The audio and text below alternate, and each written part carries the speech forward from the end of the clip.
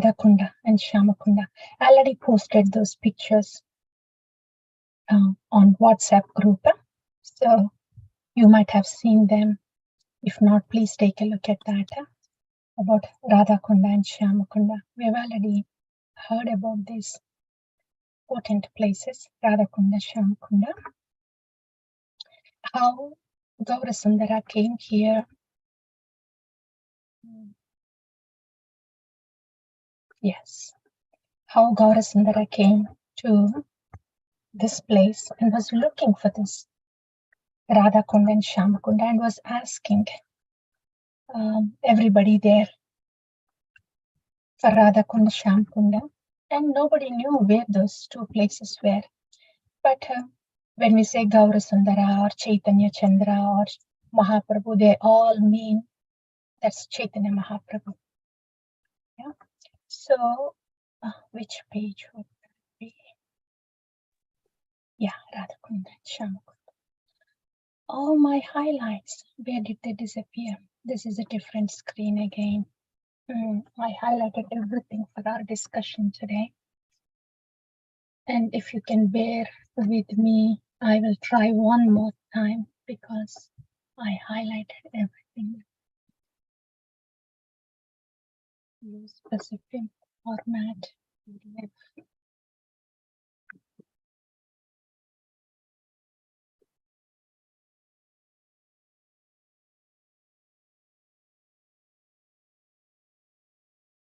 Okay. Holy places. Please come. Okay. I think the highlights are not. Maybe I should have saved them. Anyway, so Gaurasundara came here and was looking for Radhakunda, Shyamakunda. Nobody knew where those places were. And because he is Lord Krishna himself, he could see where those places are. They were small, yeah. So they were very small, like little puddle of water in the paddy fields. So he could recognize where those Radhakunda and Shyamakunda were. And so Mahaprabhu went there, he took few drops of water from that little puddle of water and he was ecstatic. Nobody could understand why he was so happy. And there we have heard about his ecstasy and how everybody around were startled by his behavior, Gaurasundara's behavior. And please note, he did not talk to anybody. He did not interact anybody. He just went to those little puddles of water and out of ecstasy, he was doing what he was doing. Take few drops and just put it on the head, right? That's all he was doing. But look at the influence of that Purna Vikasita Chetana, personification of love of Godhead. How both moving and non-moving living entities were so much attracted. Krishna, Akarshana Sakti, he attracts everybody. Na, he gives Ananda to all the living entities. That's Krishna. That Adhyatmika Vastu, absolute truth, that attracts everything in the creation and that gives bliss to everything in the creation. That Adhyatmika Vastu is Krishna. Chaitanya Mahaprabhu is Krishna himself. No wonder why they all are feeling like this. People were just thinking, who is this sannyasi? He doesn't look like an ordinary one. And see what they're thinking? I can't understand what's happening to my body. They were just seeing Gauranga Mahaprabhu. And this is what was happening to him, happening to them. One says, I can't understand what's happening to my body and I can't explain what's happening within my mind. With this Krishna, Akarshana, Ananda Shakti that is pulling them towards Gauranga, Krishna himself. So that's what people were saying, human beings were saying. Different birds, cuckoos, parrots, they expressed their jubilation in their own way, peacocks. And the creepers, just see the creepers, they were also expressing their joy and reciprocation with Gaura Sundara Krishna. And the cows, they expressed their jubilance. So in this way, both Chara, Achara, living entities, were reciprocating their jubilation and attraction for the Lord. This is the Lord's potency. Yeah. And there was a question, why not human beings when the Chara jivas are like that? Human beings were also like that. When we read the Madhya Leela during the South Indian tour, when we read Chaitanya Charitamrita, the whole narration is filled with this. People who just look at Chaitanya Mahaprabhu, they get transformed just by looking at him. And whoever comes close and gets some dust, that's even more transformation. And whoever is hugged by Chaitanya Mahaprabhu, they were drenched with the love of Godhead. They would go back to their village and they would get so empowered that they distribute the same Krishna Prema to all the villages. So yes, it happened to the people too. Those are the descriptions in Chaitanya Charitamrita. And yeah, so that's about the effect of Gaura Sundara after he took those few drops from Radhakunda and Shyamakunda. That's the Gaura Sundara that we are worshipping. That's the Gaura Sundara who gave us the Harinam through our Guru Parampara. So the Harinama that we are given is not ordinary Harinama that gives liberation. It's a Prema Nama that gives the love of Godhead. So each time we are uttering the Mahamantra, we want to remember this Mahamantra has been uttered by Gaura Sundara and is given to us through Nityananda Ram and Gurujana, and is now the same mantra that we are uttering now. Yeah. So that's Chaitanya Mahaprabhu's ecstasy there. And then comes Srila Raghunath Das Goswami.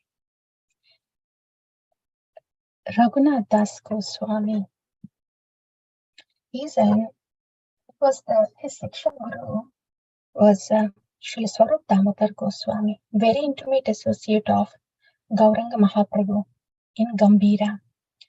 Lord Gauranga's pastimes, though he was interacting with devotees outside, doing kirtan outside, his internal mood was flowing uninterruptedly in Gambhira, and not everybody was allowed to be in Gambhira.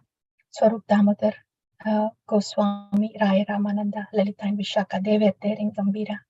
So Raghunath Das Goswami's Siksha Guru was Swarup Damodar Goswami. That's how Raghunath Das Goswami knows the deep meditative feelings of Gaura Sundara, Chaitanya Mahaprabhu. Yeah, that all those deep samskaras that Raghunath Das Goswami had are from the Gambhira through Swarup Damodar Goswami. So that's the Raghunath Das Goswami that we are talking about. So he was given Govardhan Shila by Mahaprabhu. And after Lord Chaitanya disappeared from the planet, Raghunath Das Goswami, he came to Vrindavana and he settled down at Radhakunda. So he's a Radhakunda Vasi, Raghunath Das Goswami.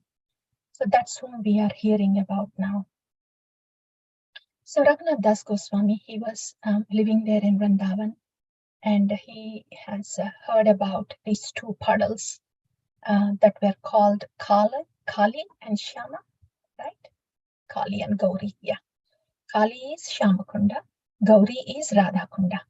So these were the two puddles in the paddy fields called Kali and Gauri when Raghunath Das Goswami went there, very small. But knowing the significance of this Kali and Gauri, they which are going to be Shamakunda, Radhakunda very soon. Knowing the significance of these little places, Raghunath Das Goswami, just a thought came across his mind. Oh, these places, they are so little now, but they are so potent. It would be so nice if they are made big. And then, if clear water is filled and then worshipped and can be used for drinking like that. So just this thought came across, and Raghunath Das Goswami was thinking, oh, what was I thinking? All these external things. What about my bhajan? Because if I'm thinking of making these little puddles, bigger ones, it needs money. Money means for these Goswamis, it is all something that they don't want to get involved. So he didn't really like that idea, that thought that came to him that he had to get these little puddles big. So, and then he just brushed that thought aside. But Govinda resides in the heart of the pure devotees. Krishna made a note of that thought. So what happened? He made this arrangement. There was a rich person who went to Badrikashrama and gave a lot of donation to Lord Narayana there. What did Lord Narayana say in the dream? No. Just take all this money, go to Vraja, go to Arita Grama in Vraja, and there is the sadhu, Raghunath Das Goswami. Gave this money to him. And if he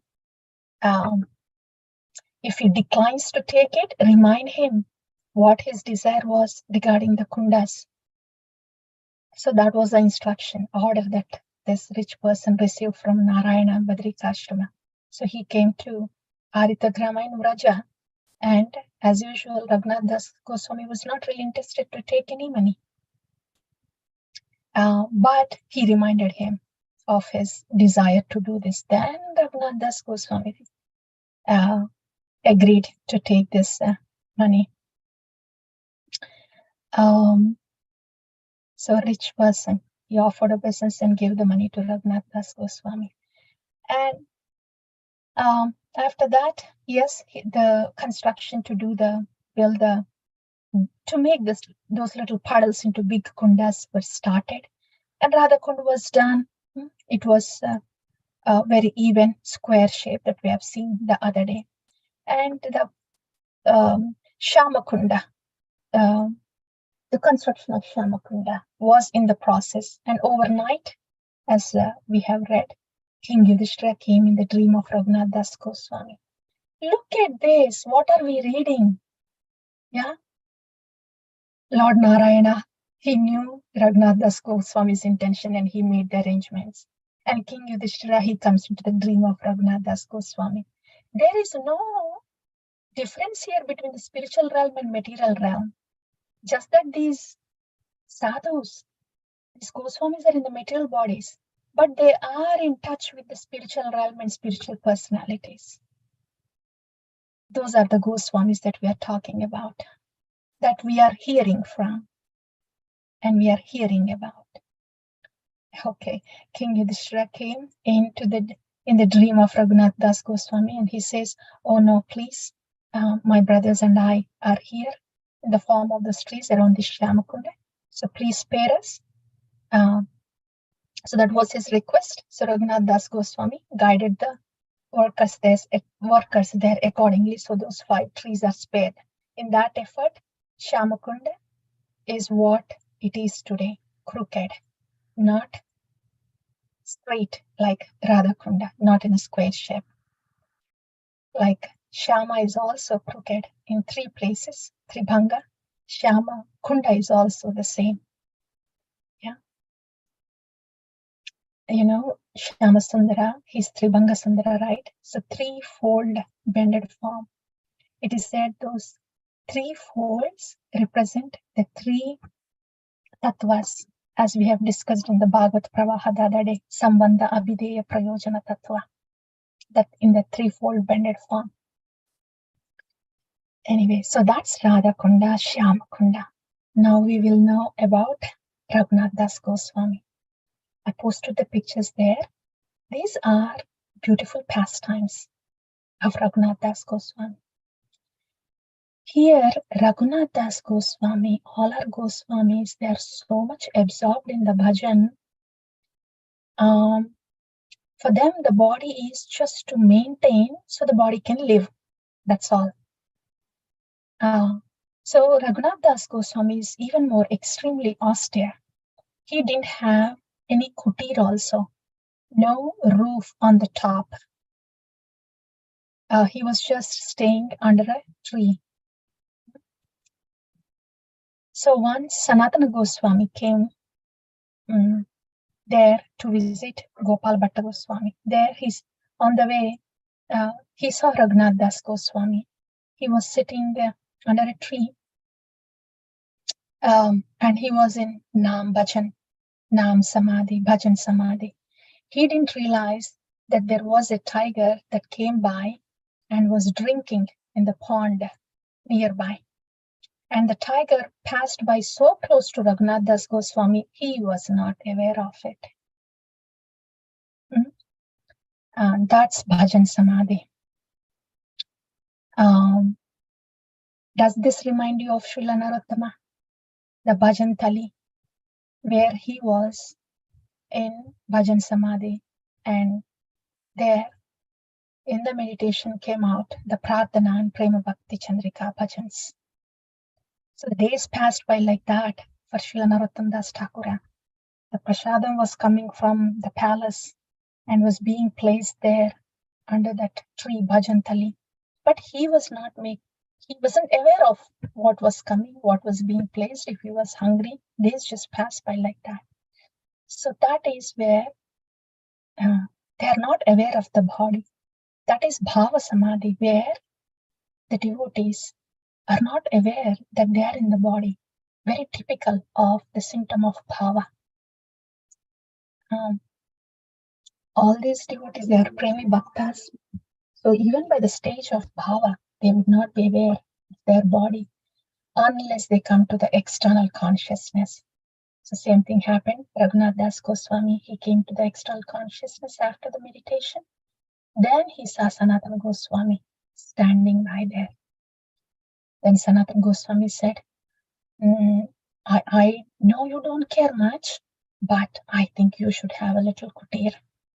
That way we will not be concerned about your safety. That's Sanatana Goswami suggestion to Raghunath Das Goswami. But Sanatana Goswami is the spiritual master of Raghunath Das Goswami. So Raghunath Das Goswami took that as an instruction. He does not like kutir. He does not like to spend any extra moment for anything external. But when it is coming from his spiritual master, whether he likes it or not is a different thing.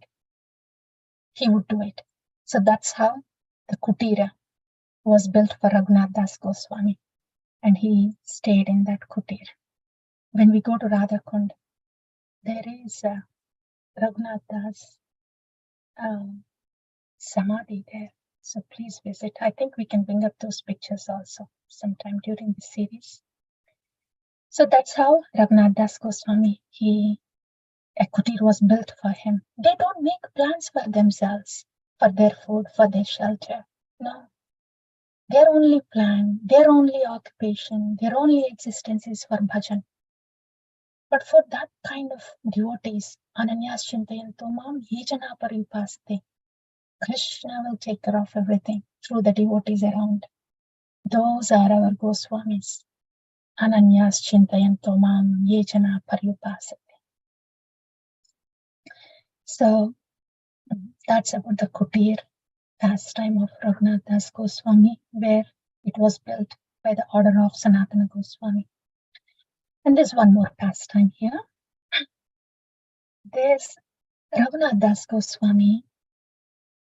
He doesn't plan a menu of what to eat during that day. There is no thought about food for them, but the body has to sustain. So Raghunath Das Goswami, as austere as he is, remember he was just taking those thrown rice at Jagannath Puri and was just washing and eating. Gauranga came, and he wanted that kind of rice. So Raghunath Das Goswami, very austere. For him, the body has to sustain, and to sustain the body, he used to just take a small leaf cup of buttermilk a day. That's it. And his bhajan would go on for 22 hours. We cannot imitate any of these things, but this is to know the spiritual strength, spiritual power can really make this human body go beyond our imagination.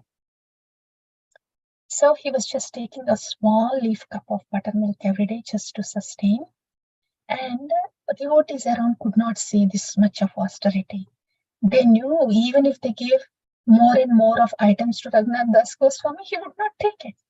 So one devotee, Dasa, he thought, okay, he's taking buttermilk anyway in a little leaf cup. How about I give a big leaf cup? He would get at least a little bit, few more drops of buttermilk. So he gets a big leaf cup with a leaf that is brought from Sakistali. That's a place in Vraja. So he brought that, the big leaf cup and then buttermilk in that and offered that to Raghunath Das Goswami. So Raghunath Das Goswami looked at that and asked, where did you get this leaf from? Before he took the buttermilk from him. Then that devotee said, oh, this is Sakistali. Sakistali is the place of Chandravali. And so when he heard Das Goswami, when he heard this is from Sakistali, from Chandravali. She is the opponent of Sri Radha. Anybody that causes any separation from Radha and Shama, I do not want to take anything from their place. So those were the words of Srila Raghunath Das Goswami. Again, these are nothing to be imitated, and we may not be able to understand, but one thing is clear. They were in the material, mortal bodies to see for us. Visibly, they are in material, mortal bodies, but they're actually in the spiritual realm with spiritual bodies. So in the spiritual realm, with different rasas going on, Radharani is in one rasa, and Chandravali, who is the expansion of Radharani herself, is in a different rasa.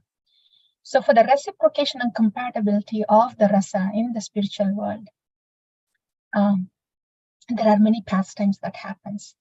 So Srila Raghunath Das Goswami response was on that plane, not from a material plane.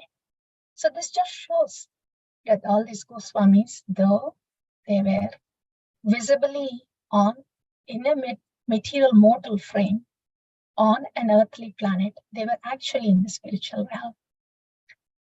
Okay, and one last beautiful pastime. Rice, sweet rice. Can Raghunath Das Goswami eat sweet rice so much so that he gets the side effects of the sweet rice? He wouldn't even take a few drops more than the buttermilk that he would take. So what happened is one day, Raghunath Das Goswami, he started having some uneasiness in his body. Indigestion, very heavy indigestion. For Raghunath Das Goswami, who takes few drops of buttermilk, great indigestion. What's happening? Then the Vaidya came there. His name was Vittalnatha. He took the pulse, the Ayurvedic doctor. He said, it looks like you have eaten a lot of sweet rice, milk, mixed with milk. All the symptoms of indigestion that you have is because of the lot of milk, sweet rice that you ate. This devotee who brought this big leaf to give the buttermilk, he heard that, and with amazement he thinks, what are you talking about, Raghunath Das Goswami? He wouldn't even take 2 drops more of buttermilk, and you think he ate milk, sweet rice to that extent? There is indigestion? There is no way. Maybe your diagnosis is not right. Then Raghunath Goswami says, Yes, he is right. I did take a lot of sweet rice that was made milk because it was so yummy. And when did that happen? Because in the bhajan, this is one more thing. When they are in their swarupas, siddharupas, in their spiritual forms, they do perform spiritual services. And one of that service that Raghunath Das Goswami was doing when he was in Bhajan Samadhi was, he was preparing sweet rice for the divine couple. And he offered it and he tasted it. Everything in the mind, in the meditation. He tasted it in the meditation. And it was so yummy that he took a little more than what his body can take. And that's why his body was showing indigestion, signs of indigestion. So these Goswamis, again, they were appearing in mortal bodies for us, but they were living in spiritual realm with these spiritual activities going on.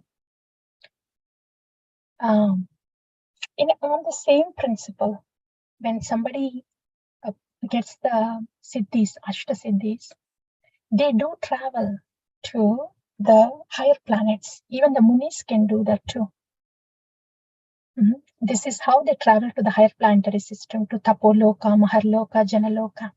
When they do the Ashtanga Yoga here in the previous yugas, their body would be here in the earthly platform, but with the mind, with their subtle body, they could travel to the other lokas. So that is very much possible. That is very much scientific and not understood by the present day science, because present day science is just limited only to the gross body. But this is the science of the subtle body, very much possible with the mind. These things can happen even to those ordinary, in the sense, not great devotees, but just having a siddhi can do that. Then what to speak of these bhaktas who are past these siddhis? It is very much possible for them that they do all these pastimes in their bhajan. So that's Srila Raghunath Das Goswami. So we have discussed about the rice, sweet rice pastime, and the Sakistali pastime, which indicate that all these Goswamis, they may appear to us in the mortal frame, but they actually live on a spiritual platform, performing spiritual activities and pastimes. The other pastime was the Kutir one. They don't think anything about themselves, but Krishna makes arrangements for their sustenance and existence. So that way, Raghunath Das Goswami, though he's not inclined to make any plans for his body, but he took that as an order from his guru Sanatana Goswami and started living in the kutir. That's Raghunath Das Goswami.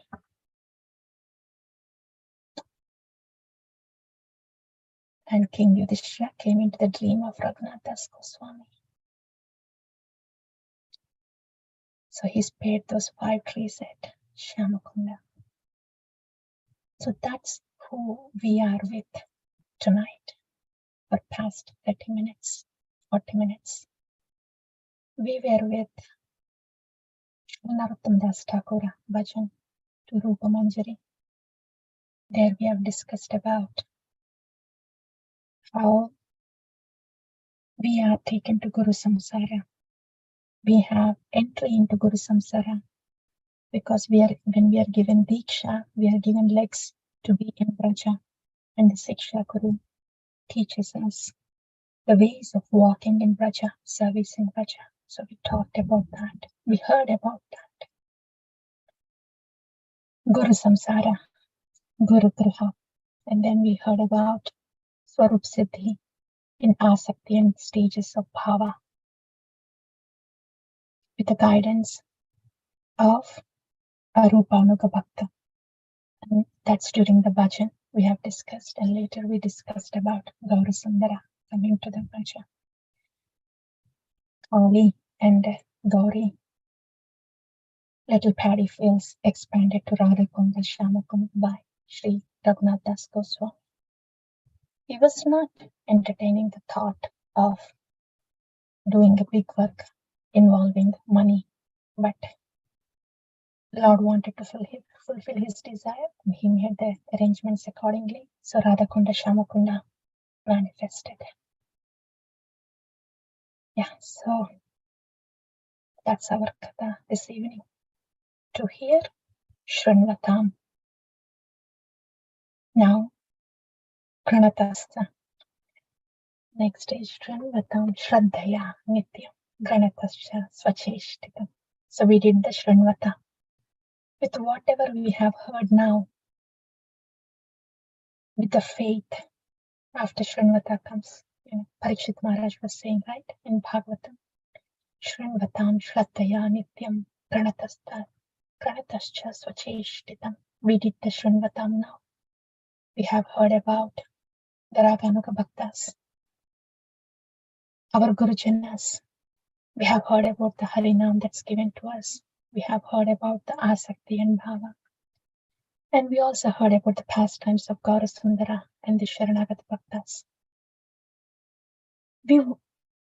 All this, the faith that we want to have is just hearing about the spiritual personalities and pastimes itself.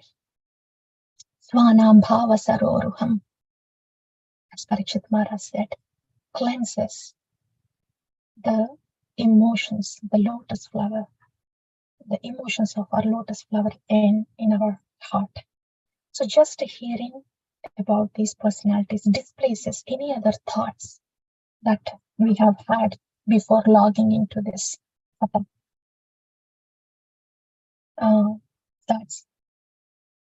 So it has its potency. That's the faith that we need to repose, cultivate, and get bigger on that faith as we hear these pastimes from all these lordships, about these lordships and about the Sharanagati Bhaktis. So that's the faith. We want to get a drop of it, get it bigger, get really nourished in that faith. So much so that by default we have such big faith. It's after Shrinvata, this is the faith that we talked about. Then Granatastha. So now we know what to contemplate until we log in next time. This is Granatascha. Introspect, meditate. So much so that it should come out as Vacheshtitam.